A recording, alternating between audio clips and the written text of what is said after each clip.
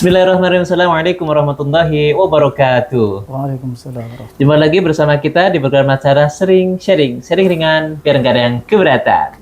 Alhamdulillah siang hari ini kita ditemani oleh tamu yang sangat istimewa, narasumber yang sangat kita kenal. Beliau adalah Dr. Kiai Haji Khairon Muhammad Arif, MA MED. Alhamdulillah sehat Ustaz ya? Alhamdulillah. Masya Allah. Beliau ini akademisi, praktisi dakwah, juga seorang sekjen dari Ormas Islam yang sangat besar yaitu Ikatan Dai Indonesia. Alhamdulillah siang hari ini beliau berkenan untuk membersamai kita untuk membahas tentang bagaimana kiat-kiat kita memilih pemimpin. Karena ini sudah musim pemilu, Dokter. Dan kita dihadapkan oleh kalau tidak berubah nih mudah-mudahan hanya 3 ini ya, 3 pasangan capres dan cawapres. Sebenarnya dalam Islam itu ada nggak sih patron untuk kita memilih pemimpin? Monggo Dokter. Assalamualaikum warahmatullahi wabarakatuh. Alhamdulillah, salatu wassalamu ala rasulillah wa ala alihi wa sahbihi wa man walah, amma ba'd. Terima kasih Dr. Istajib, Masya Allah, luar biasa nih. Pertanyaannya juga luar biasa ya.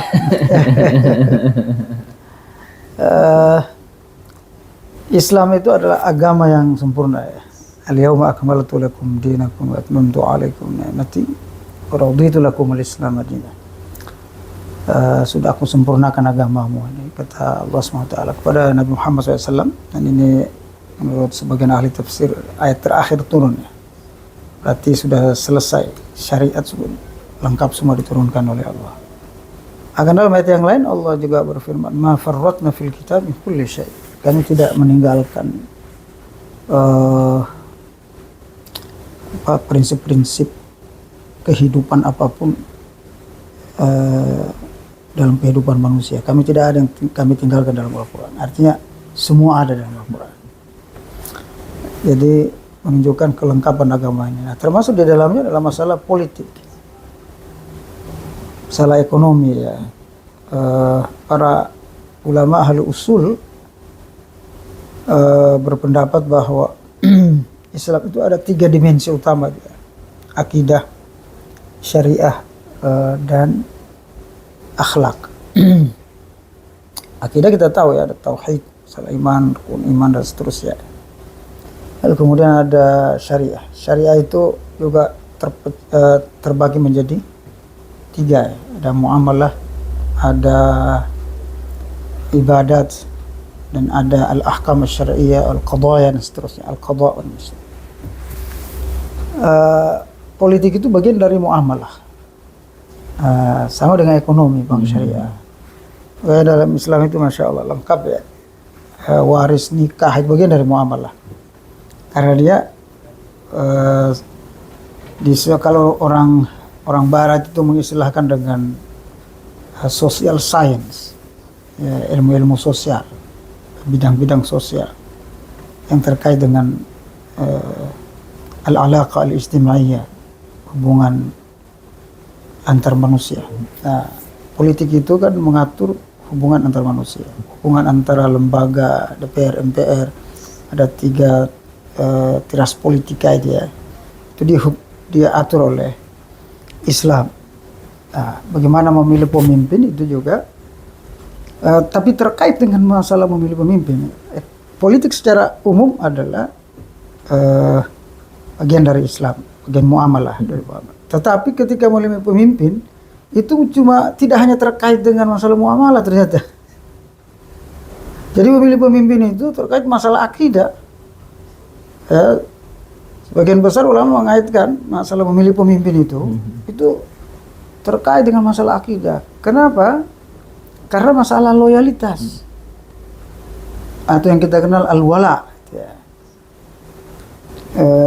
Terkait dengan masalah loyalitas. Karena kita memilih pemimpin sesuai loyalitasnya, dan ketika kita pilih kita harus loyal sama dia gitu loh. Dan itu biasa, lumrah dalam kehidupan manusia. Misalnya mereka memilih Jokowi misalnya selama ini, ya ada yang memilih Jokowi, mereka loyal dengan Jokowi sampai terakhir gitu loh. Dan itu lumrah biasa gitu. Nah, begitu juga seorang muslim ketika dia memilih pemimpin yang soleh, yang berilmu, yang berakhlak, yang berakidah bagus tadi, maka dia harus loyal dengan yang dia pilih gitu loh. Ketika dia memilih, makanya dalam Islam memilih pemimpin itu disebut baiat gitu loh. Karena berbaiat itu adalah memberikan loyalitas kepada pemimpin yang dipilih. So, bayangkan kalau kita itu milih sembarangan itu. Nah, dalam Islam masalah memilih pemimpin itu bagian dari akidah karena masuk pada bagian ajaran Islam yang disebut dengan al-wala wal bara. Al-wala wal bara ini bagian dari akidah, ajaran akidah. Dalam surah Al-Hasyr ya disebutkan oleh Allah Subhanahu wa taala, inna bura'a'u minkum wa mimma ta'buduna min dunillah, dan seterusnya. Innama waliyukumullah wa rasuluhu wal mu'minun. Sesungguhnya loyalitas yang harus kita berikan itu pada Allah, pada Rasul dan orang beriman. Jadi loyalitas itu 3 aja tuh. Pada Allah, pada Rasul dan kepada orang beriman gitu loh. Gak boleh kita loyal kepada orang lain. Boleh kita berteman pada Yahudi, Nasrani, Majusi, Hindu, Buddha, seterusnya, seluruh agama, seluruh idola. Boleh berteman. Tapi loyalitas hanya kepada Allah, Rasul dan orang beriman. Nah, ini harus saya jelaskan biar kita umat Islam ini paham kapan kita memberi loyalitas, ya, apalagi loyalitas beragama, loyalitas berhubungan sosial dan seterusnya. Kok jadi eksklusif begitu? Tidak eksklusif, itu biasa dalam kehidupan manusia. Tidak semua orang memberikan loyalitas loh pada orang. Gak mungkin Amerika memberi loyalitas ke Indonesia kalau dia tidak tahu Indonesia. Begitu, antar negaranya punya loyalitas loh, hubungan bilateral yang akrab. Kayak kita dengan Malaysia tuh, Malaysia menganggap kita teman yang harus diberikan loyalitas. Artinya kalau kita minjem ke dia, itu negara kita, dia akan beri. Karena apa loyalitas itu? Loyalitas itu adalah kecenderungan kecenderungan dan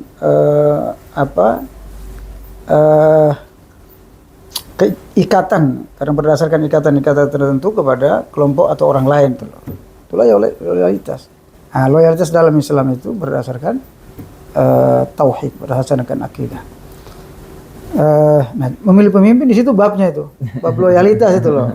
Nah, kalau kita nanti setelah memilih lalu tidak loyal itu munafik dalam Islam gitu. Oleh karenanya ketika kita pilih, kita lihat siapa, karena akan memilih loyalitas tidak sembarangan gitu loh. Yang penting milih, enggak. Karena memilih itu dibayani dengan loyalitas. Dan loyalitas kita disebut oleh Allah SWT dalam Al-Quran, innama waliyukumullah wa rasuluhu wal mu'min. Loyalitas kita kepada Allah, Rasul dan orang beriman. Benar-benar beriman loh. Ibadahnya benar, ya, paham Islam itu, akhlaknya benar, akidahnya benar, muamalahnya benar, seterusnya. Nah, ini yang pertama saya kira kita pilih itu. Masya Allah. Terus bagaimana kalau saat ini kan yang mungkin yang paling sering digembar-gemborkan, kita lihat dulu rekam jejak seseorang, ya, gitu kan. Rekam jejak ini apakah juga termasuk dalam syariat Islam dalam memilih pemimpin? Bahkan kan kalau sebenarnya kalau kita lihat untuk memilih pasangan hidup saja kan kita harus dilihat dari nasabnya, harus dilihat dari agamanya dan juga keluarganya. Apakah ini juga menjadi bagian? Terus? Betul. Jadi dalam Islam memilih teman, jangan kamu memilih pemimpin. Memilih teman itu harus melihat rekam jejaknya. Kata Umar bin Khattab pada seorang sahabat, saya sudah mengenal si fulan. Lalu kata Umar bin Khattab, kamu tidak akan disebut mengenal seseorang kalau kamu tidak mengenal 3 rekam jejaknya. 3 rekam jejak. Pertama, musafir bersama. Yang kedua, makan bersama.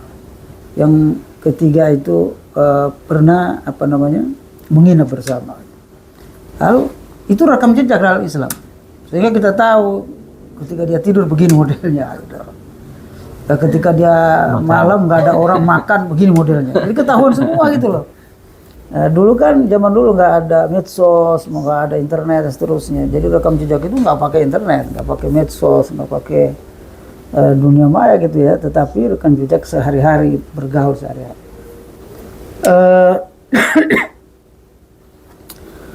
Kita memilih seseorang tidak boleh memilih pemimpin seperti memilih kucing dalam karung. Kita diberikan iklan begitu menarik, tapi dalamnya itu rusak, gitu. Dalamnya tidak bagus, tidak benar. Kita memilih juga bagian dari transaksi ijab kabul itu loh. Siapa yang saya berikan suara, siapa yang tidak. Harus kenal siapa, syarat-syarat barang yang kita beli itu kan tidak mungkin kita membeli sembarang barang. Begitu juga memberi suara itu. Harus kita ketahui latar belakang dia, kualitasnya dan sebagainya. Ditanya apa ciri-ciri pemimpin yang kita pilih. Ini pembahasannya sudah dari zaman klasik Islam ya, sampai Imam Al-Mawardi itu menulis kitab khusus itu. Ibnu Qutaibah juga menulis Al-Imamah fil Islam.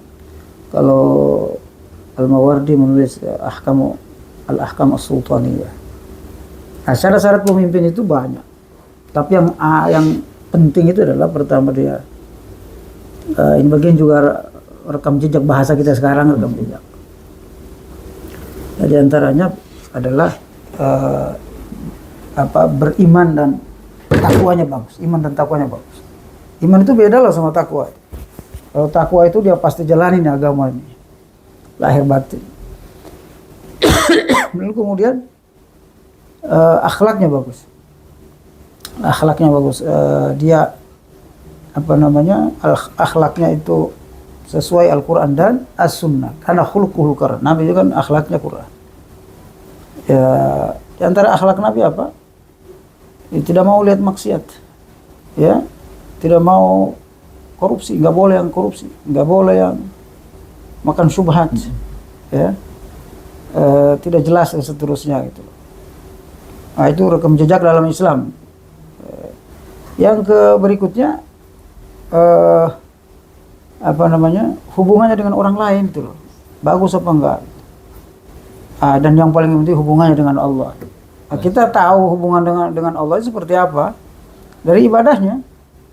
Gitu. Ibadahnya benar-benar serius, khusyuk. Bagaimana kita kenal? Dia konsisten ke masjid. Dia konsisten sholat berjamaah, dia konsisten sholat 5 waktu, bahkan sholat sunnah dan seterusnya. Kalau ini sudah kita pastikan bagus, insya Allah pemimpin itu bagus. Masya Allah.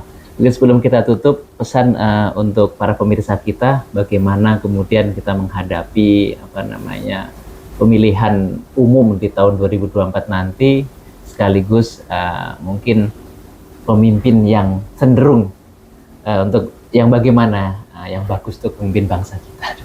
Monggo, Dokter. Tadi saya kira jelas ya, kita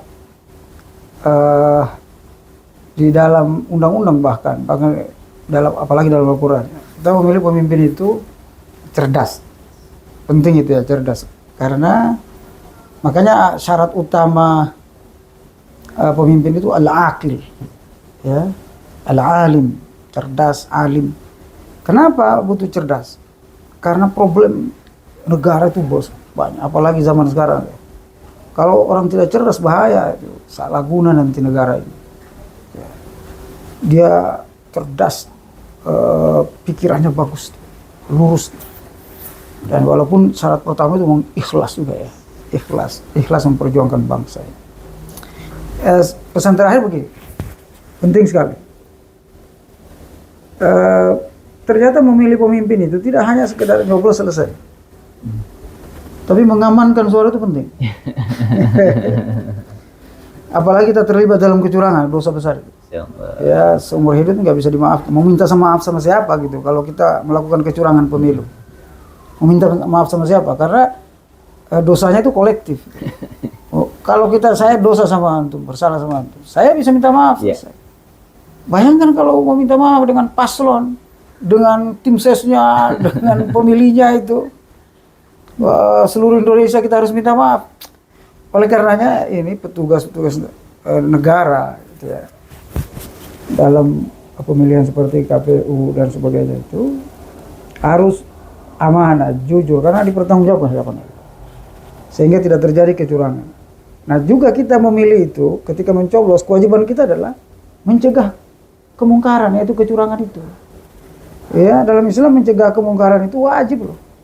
Kalau tidak mampu dengan kekuasaan, dengan tangan, dengan lidah. Kalau nggak mampu dengan lidah, dengan doa itu.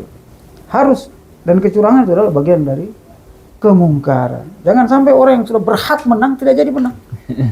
Karena kecurangan itu. Jadi kita semua nih warga negara umat Islam. Kalau bisa juga pemilih juga sekaligus jadi saksi. Ya, jadi pencegah kecurangan itu seluruh Indonesia. Wallahu a'lam. Masya Allah, sangat luar biasa pembahasan kita hari ini. Mudah-mudahan menjadi acuan bagi kita semua untuk kemudian menentukan kepada siapa kita memilih calon pemimpin di masa depan. Tapi tentunya yang paling bisa kita sampaikan, jangan sampai kemudian pemilihan umum ini menjadikan perpecahan dan putusnya persaudaraan. Kita tetap jaga persatuan, karena dari ketiga pasangan calon yang ada ini, mereka adalah anak-anak atau putra-putra terbaik bangsa. Siapapun yang jadi nantinya, ya mudah-mudahan itu sesuai dengan kehendak Allah Subhanahu wa taala dan bisa membawa Indonesia lebih baik lagi. Baik, terima kasih banyak Dokter atas waktunya. Mudah-mudahan apa yang kita sampaikan ataupun kita bahas pada hari ini senantiasa mendatangkan manfaat. Tetap pantengin terus program acara kita, sharing dengan biar nggak ada yang keberatan. Assalamualaikum warahmatullahi wabarakatuh. Waalaikumsalam.